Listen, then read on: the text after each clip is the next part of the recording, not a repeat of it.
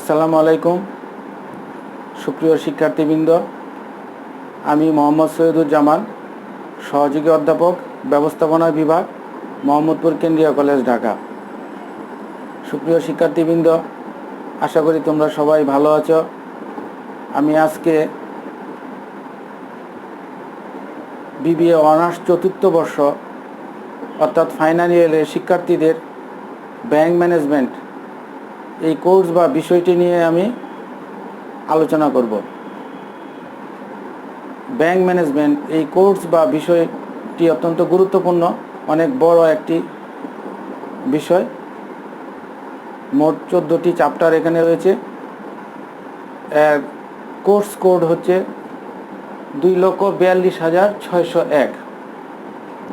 মোট 14টি অধ্যায়। প্রতিটি অধ্যায় অত্যন্ত গুরুত্বপূর্ণ, তোমাদেরকে মনোযোগ সহকারে পড়তে হবে এবং শোনার চেষ্টা করতে হবে।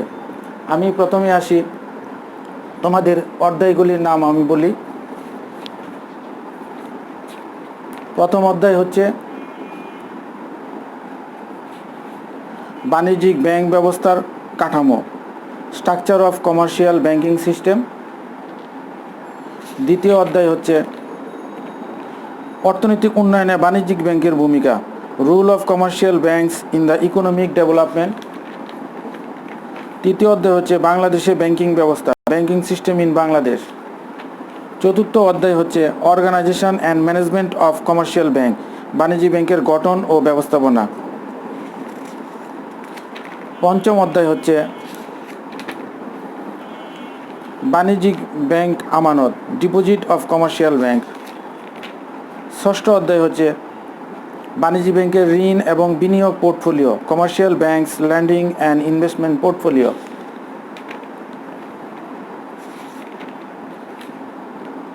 সপ্তম অধ্যায় বাণিজ্যিক ব্যাংকের আয়, ব্যয় ও লাভজনকতা, earnings, expense and profitability of commercial bank. অষ্টম অধ্যায় বাণিজ্যিক ব্যাংকের মূলধন কাঠামো ও নিরাপত্তা, capital structure and safety of commercial bank. নবম অধ্যায় বাণিজ্যিক ব্যাংকে রিজার্ভ ও তারল্য অবশ্য পূরণীয় শর্ত, reserve and liquidity requirements of commercial banks. দশম অধ্যায় বাণিজ্যিক ব্যাংকের সাধারণ হিসাব পদ্ধতি, general accounting system in commercial banks. একাদশ অধ্যায় ব্যাংকার ও মক্কেলের সম্পর্ক, ব্যাংকার্স অ্যান্ড কাস্টমার্স রিলেশনশিপ। দ্বাদশ অধ্যায় কেন্দ্রীয় ব্যাংকিং, সেন্ট্রাল ব্যাংকিং। ত্রয়োদশ অধ্যায় স্পেশালাইজড ব্যাংক বা বিশেষায়িত ব্যাংক।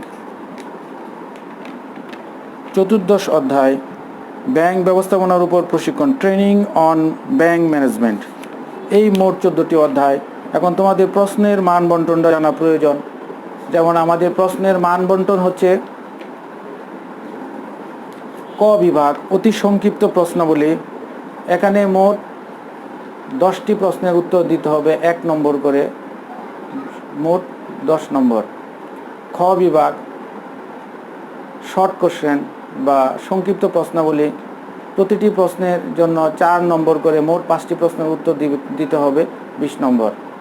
গ বিভাগ ব্রড কোশ্চেন বা রচনামূলক প্রশ্নাবলী, 4টি প্রশ্নের উত্তর দিতে হবে, মোট 40 নম্বর। এভাবে মোট আমাদের 80 নম্বরের পরীক্ষা অনুষ্ঠিত হবে এবং 20 নম্বর হবে তোমাদের ইনকোর্স পরীক্ষা, যেটা বিভাগ বা কলেজ কর্তৃক নেওয়া হবে। এবং 80 নম্বরের জন্য তোমার 4 ঘন্টা সময় দেওয়া হবে।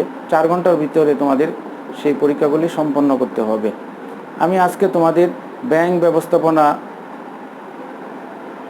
প্রথম অধ্যায় নিয়ে আমি আলোচনা করব। প্রথম অধ্যায়ের যে প্রথম কোশ্চেন বা প্রশ্ন, সেটা হচ্ছে ব্যাংক শব্দের উৎপত্তির ইতিহাস, history of origin of the word bank. এটা নিয়ে আমরা আলোচনা করব। ব্যাংক ব্যবসার উৎপত্তির ইতিহাস, history of origin of the word bank. এটা একটা গুরুত্বপূর্ণ বিষয়। ব্যাংক কিভাবে তার উৎপত্তি হলো, সৃষ্টি হলো, এটা আমাদের জানা একান্ত প্রয়োজন। আমরা ব্যাংক শব্দটি, এটি হচ্ছে ইংরেজি শব্দ, বাংলায় আমরা এটাকে ব্যাংক বলে অভিহিত করা হয়। আবিধানিক অর্থে এই ব্যাংক শব্দটির অর্থ জলাশয়, হ্রদ বা নদীর তীর, তটরেখা, জমির আইল, কোনো বস্তুর স্তূপ, কোষাগার, ধন ভাণ্ডার, লম্বা টুল বা বেঞ্চ ইত্যাদি নামে অভিহিত করা হয়। আজকাল শব্দটি একটি অর্থনৈতিক পরিভাষা হিসেবে ব্যবহৃত হয়ে আসছে। বর্তমানে ব্যাংক বলতে একটি আর্থিক কার্যালয় বা অফিসকে বোঝায়, যা জনগণের অর্থ আমানত হিসেবে জমা রাখে ও ঋণ প্রদান করে এবং অর্থকেন্দ্রিক অন্যান্য কাজ করে মুনাফা অর্জন করে। তাহলে বলা যায় অর্থ বিনিময় ও ঋণের ব্যবসায় নিয়োজিত প্রতিষ্ঠানকে ব্যাংক বলে। এই শব্দটি বিদেশি শব্দ হিসেবে বাংলা ভাষায় একই উচ্চারণে ব্যবহৃত হয়ে আসছে। ব্যাংক শব্দের উৎপত্তি সম্পর্কে সুস্পষ্ট এবং সুনির্দিষ্ট ইতিহাস পাওয়া খুবই কঠিন। এই জন্য এই শব্দটির জন্ম বা উৎপত্তি সম্পর্কে বিভিন্ন ধরনের মতবাদ প্রচলিত রয়েছে। তবে এই কথা জোর দিয়ে বলা যায়, বিভিন্ন আঞ্চলিক শব্দের পরিবর্তিত বা বিবর্তিত রূপ হচ্ছে এই ব্যাংক। নিম্নে ব্যাংকের উৎপত্তি ইতিহাসকে বিভিন্নভাবে আমরা আলোচনা করতে পারি। আমি আজকের এই উৎপত্তির ইতিহাসকে মোট 5টি ভাগে আমি আলোচনা করব। প্রথম ভাগ বা প্রথম স্তর, এম.এল. টিনান তার ব্যাংকিং ল অ্যান্ড প্র্যাকটিস বইতে ব্যাংক ব্যবসায়ের উপরে তিনি গুরুত্বপূর্ণ কথা বলেছেন এবং কিভাবে ব্যাংকের উৎপত্তি হয়েছে তিনি সেখানে বর্ণনা করেছেন। তিনি বলেছেন, ব্যাংকো, ব্যাংকিউ অ্যান্ড ব্যাংকাস শব্দদ্বয় হতে ব্যাংক শব্দটির উৎপত্তি হয়েছে। মধ্যযুগে ইতালির ইহুদি মহাজনেরা ব্যাংক ব্যবসায় লিপ্ত ছিলেন।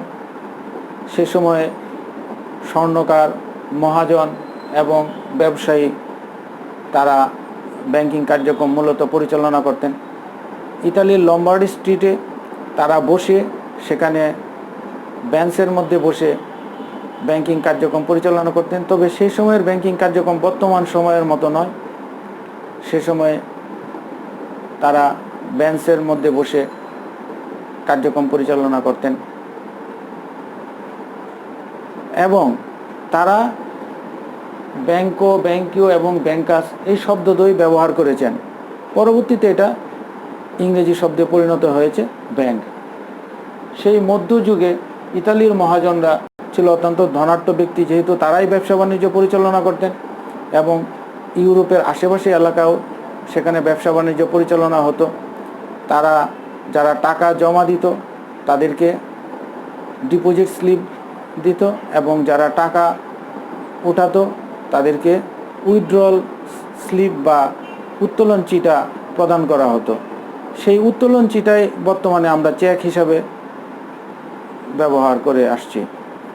এইভাবে আমরা টি.এল. টিনানের ব্যাংকিং ল অ্যান্ড প্র্যাকটিস বইতে আমরা সেখানে ব্যাংক কীভাবে ভাষাটি, ব্যাংক শব্দটি কীভাবে সৃষ্টি হয়েছে সেটা আমরা জানতে পেরেছি। দ্বিতীয় স্তর, জার্মান তারা ব্যাক শব্দটি ব্যবহার করত ব্যাংকিংয়ের ক্ষেত্রে। জয়েন্ট স্টক ফান্ড তাদের যৌথ মূলধনী তহবিল ছিল এবং এই ব্যাক শব্দের মাধ্যমে তারা ব্যাংকিং কার্যক্রম পরিচালনা করত। দ্বাদশ শতাব্দীতে জার্মান তার শক্তি বৃদ্ধি করার জন্য ইতালির বিভিন্ন এলাকা দখল করে নেয় এবং সেই সময় সেখানে তারা ব্যাক শব্দটির পরিবর্তে ব্যাংকো শব্দটি ব্যবহার করে আসছিল এবং ইতালি ব্যবসায়ীরা, মহাজনেরা সেই ব্যাংকো শব্দটি তারা সেখানে ব্যবহার করত। তৃতীয় স্তর, জার্মান এবং অস্ট্রীয় ঐতিহাসিকবিদদের মতে ব্যাংকি জার্মানি এবং ব্যাংকো অস্ট্রীয় এই শব্দ দুটো মিলেই ইংরেজি ব্যাংক শব্দটির সৃষ্টি হয়েছে। সেটার প্রমাণ আমরা পাই ম্যাকলিড তার সাহিত্যে এর অনেক প্রমাণ পাওয়া গিয়েছে। অর্থাৎ জার্মানি ব্যাংকি এবং অস্ট্রীয় ব্যাংকো এই শব্দ দুটো সমন্বয়ে ব্যাংক শব্দটির উৎপত্তি হয়েছে বলে ধারণা করা হয়। চতুর্থ স্তর, 1150 খ্রিস্টাব্দে ইতালিতে যখন বহিঃশত্রুর আক্রমণ হলো তখন পুরো ইতালিকে ব্যবসা বাণিজ্য সহ সকল স্তরে তাদের একটা ধস নামলো। তখন ইতালীয় সরকার 5% অর্থাৎ 5% সুদে ঋণ প্রদান করা শুরু করলো এবং বাধ্যতামূলক করে দিল। সেই সময়ে স্বর্ণকার মহাজন ব্যবসায়ীরা তারা সেখান থেকে ঋণ নেওয়া শুরু করলো এবং ব্যবসা বাণিজ্য গতিশীল করলো। এই ঋণকে ইতালীয় ভাষায় বলা হতো মন্টি। এটা আমরা মিস্টার ব্যামব্রিজ তার সাহিত্যে তার প্রমাণ পেয়েছি। মূলত সেই সময় ব্যাংক ব্যবস্থার অনেক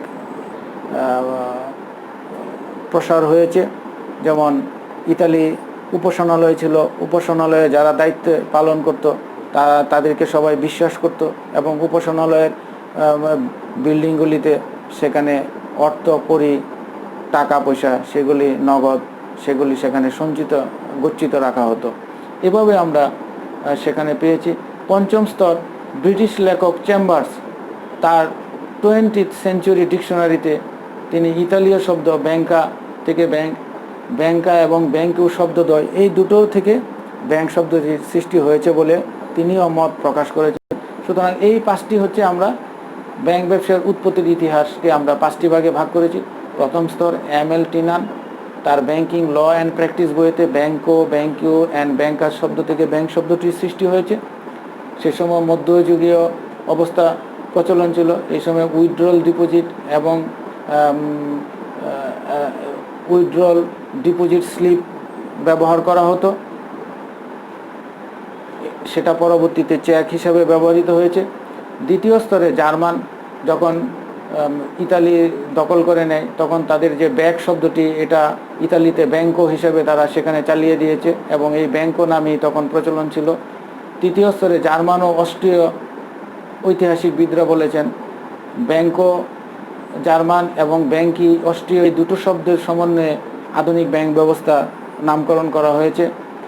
চতুর্থ স্তরে যখন ইতালীয় সরকার বহিঃশত্রুর আক্রমণ ঘটে তখন 5% ঋণে তারা বাধ্যতামূলক ঋণ দেওয়া শুরু করলো 1150 খ্রিস্টাব্দ এবং এই ঋণকে ইতালীয় ভাষায় বলা হতো মন্টি। তা মিস্টার ব্যামব্রিজের সাহিত্যে আমরা উল্লেখ পেয়েছি। পঞ্চম স্তরে ব্রিটিশ লেখক চেম্বার্স 20th সেঞ্চুরি ডিকশনারিতে ইতালীয় শব্দ ব্যাংকা থেকে ব্যাংকা ব্যাংকিউ শব্দদ্বয় থেকে ব্যাংক শব্দটির সৃষ্টি হয়েছে বলে তিনিও অভিমত প্রকাশ করেছেন। এই 5টি ভাগে আমরা মূলত সেটাকে ভাগ করেছি। পরিশেষে আমরা বলতে পারি ঐতিহাসিক তত্ত্ব ব্যাখ্যা করে এটা বলা যায় যে ব্যাংক শব্দের উৎপত্তি সম্পর্কে একক কোনো সিদ্ধান্ত উপনীত হওয়া কঠিন ব্যাপার।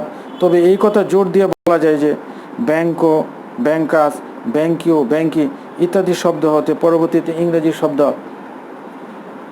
ব্যাংক উৎপত্তি হয়েছে বলে ধারণা করা হয়। এই ছিল আজকে আমার প্রথম অধ্যায়ের প্রথম কোশ্চেন। আমরা আগামী দিন এই অধ্যায় থেকে আরও গুরুত্বপূর্ণ প্রশ্ন নিয়ে আলোচনা করব। তবে আজকের এই আলোচনা এখানেই শেষ করলাম এবং সকলকে শোনার জন্য এবং অনুধাবন করার জন্য বলা হলো। আশা করি তোমরা মনোযোগ সহকারে শোনার চেষ্টা করবে। ধন্যবাদ সবাইকে।